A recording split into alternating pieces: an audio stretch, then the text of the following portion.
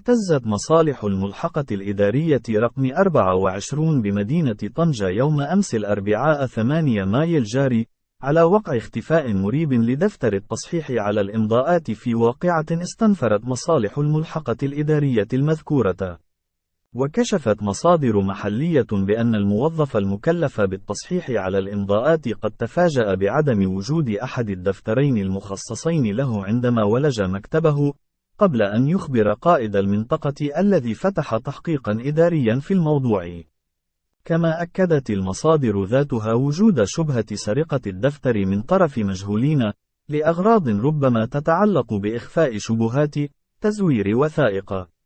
ومن جهة أخرى وعلاقة بنفس الموضوع، فإن عناصر من المصلحة الولائية للشرطة القضائية بولاية أمن مكناس كانت قد حلت وبشكل مفاجئ بالملحقة الإدارية 16 بمدينة طنجة، وذلك من أجل التحقيق في شكاية مواطن ينحدر من مدينة مكناس تتعلق بتزوير وثيقة إلغاء عقد بيع عقار تم التصديق على إمضائها بمصلحة التصديق على الإمضاءات بالملحقة الإدارية المعنية سنة 2012.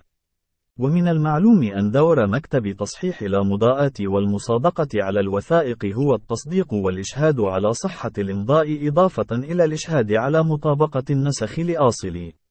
وفي هذا الإطار قال سعيد التوري الخبير في مجال الإشهاد على صحة الإمضاءات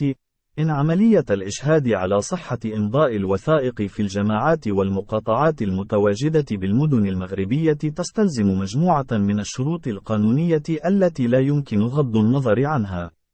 وأوضح التوري أن الشخص الذي يرغب في الإشهاد على صحة إمضائه الموضوع بوثيقة معينة كعقد بيع أو التزام أو وكالة أو غيرها يتوجب عليه أن يتقدم شخصيا إلى المصلحة المختصة من أجل طلب تلك الخدمة، وأن يدلي بهويته بواسطة البطاقة الوطنية للتعريف أو بجواز السفر أو برخصة السياقة.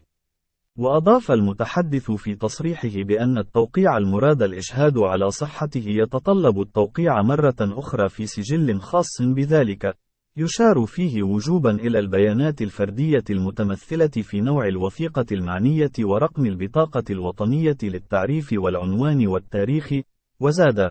كما يحتفظ بهذه السجلات لمدة طويلة نظرا لكونها حجا، خصوصا في حال نزاع حول قضية معينة تم فيها الإشهاد على صحة الإمضاءات.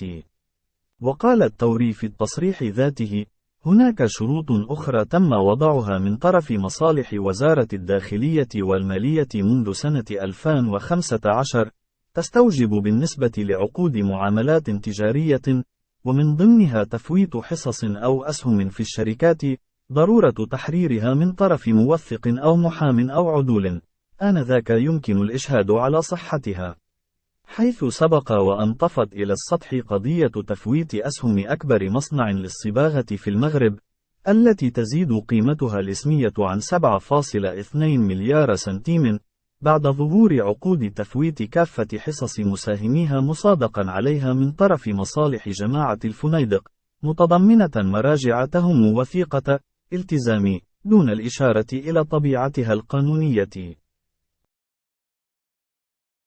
وأكد سعيد التوري أن المراجع التسلسلية الخاصة بالسجل الخاص بعون تصحيح الإمضاء يجب أن تكون متتابعة، ولا يمكن في أي حال أن تكون متباعدة جزما، وإلا فإن الأمر سيكون آنذاك مثيرا للشبهات، إضافة إلى أنه مع وجود أرقام تسلسلية التصديق على صحة الإمضاء لعقود بيع أو كراء أو شراء غير مضمنة في السجل أو مضمنة لعقود تخالف تسميتها أو محتواها المضمون الموضوع في السجل، آنذاك سيكون الأمر مثيرا للجدل. السلام عليكم، لا تنسوا الإعجاب بالفيديو والاشتراك في القناة تشجيعا لنا لنستمر بنشر المزيد إن شاء الله.